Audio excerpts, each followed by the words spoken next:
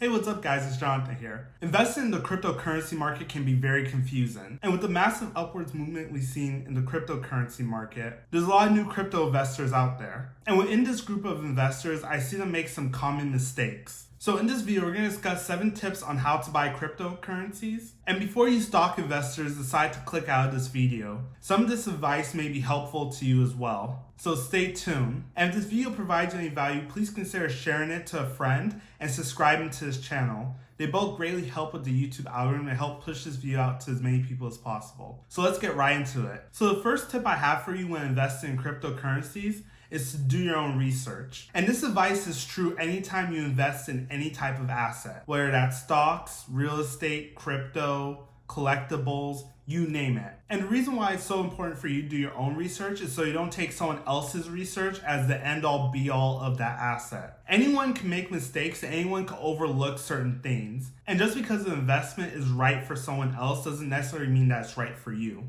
And this is especially true in the cryptocurrency world. When we have so many different things changing so quickly, it might make sense for you to invest in one project and it might not make sense for someone else to invest in that same project. So keep that in mind. When it comes to researching cryptocurrencies, I like to look at 3 main things. The first thing is the project history. What is the history of the project and the people who are on the project? Has anyone on the project team or has that project been accused of fraud or misleading investors or anything of that nature? That's a very important thing to look out for. Another thing you want to look out for any crypto project is what are the use cases of the project. Knowing this will give you a good idea of if this project is going to be successful or not. So it's another thing you want to research. You also want to research as well, are there any other big projects that are providing this value as well? The third thing you want to research, the charts and the price actions of that cryptocurrency. Has it been very volatile as of late? And the reason why you want to study the charts is that you want to see the recent price action of the currency. And this leads me into my second tip when buying crypto,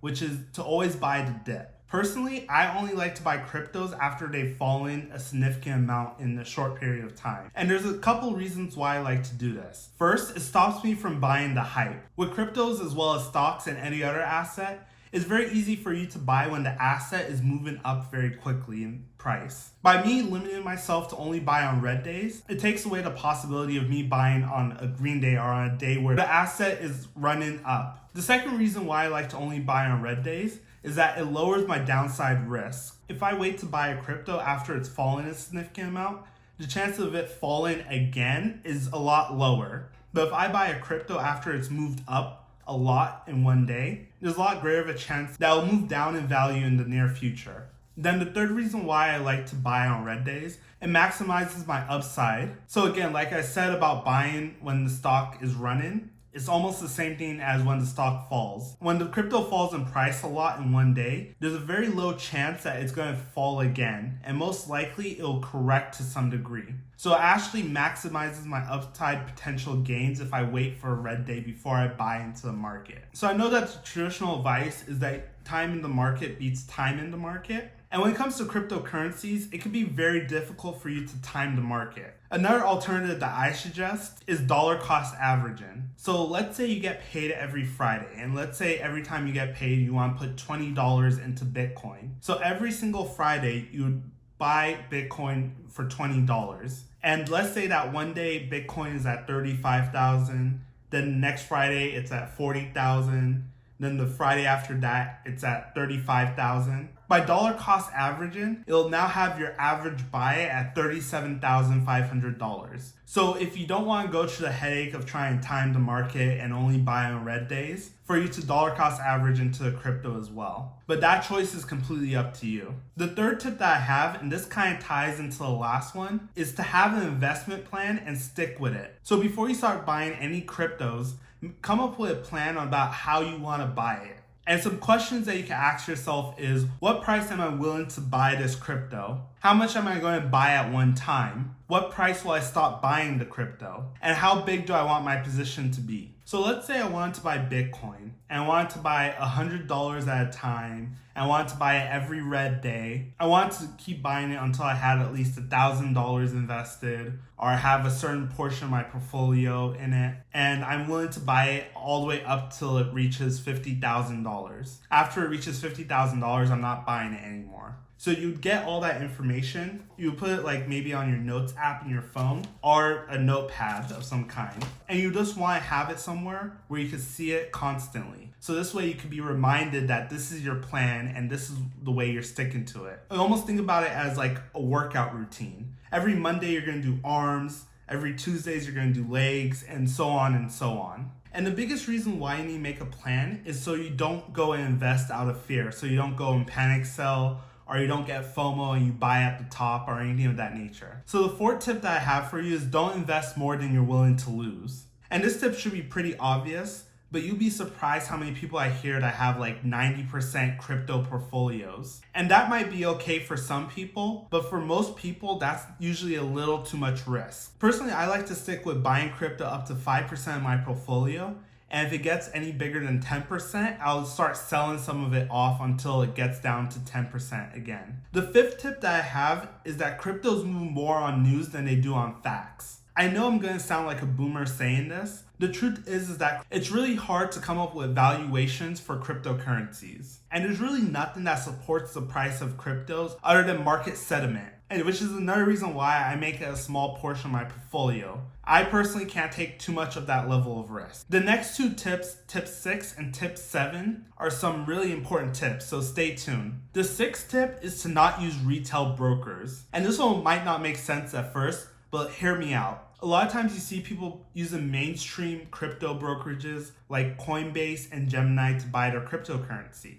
And don't get me wrong, these services are really good to use, but both these services charge you a fee every time you buy and sell crypto, and a high fee at that. So the solution to this is to use the pro versions of these same brokerages, like Coinbase Pro or Gemini Active Trader. And I'll show you a comparison right now. So for this comparison, I'm going to assume that someone is buying $100 worth of Bitcoin from Coinbase and Gemini and compare it to their pro versions, Gemini Active Trust and Coinbase Pro. So let's start off with Coinbase. So with Coinbase, if you want to buy $100 worth of Bitcoin, you would only be purchasing $97.01 of actual Bitcoin. The other $2.99 would go to the fee that Coinbase takes for you making that transaction. And mind you, you're still gonna have to pay that fee when you sell as well. So that basically means that you have to get at minimum a 6% return for you to break even on your investment. That's not even talking about you profiting. Whereas when you compare that to Coinbase Pro, you'd only pay a fee of 50 cents versus the $2.99 that you'd pay with regular Coinbase, which means that you only have to get a 1% return for you to break even on your investment, and everything else after that is profit. And for normal Gemini, it's the same thing as Coinbase. You'd have to pay that $2.99 fee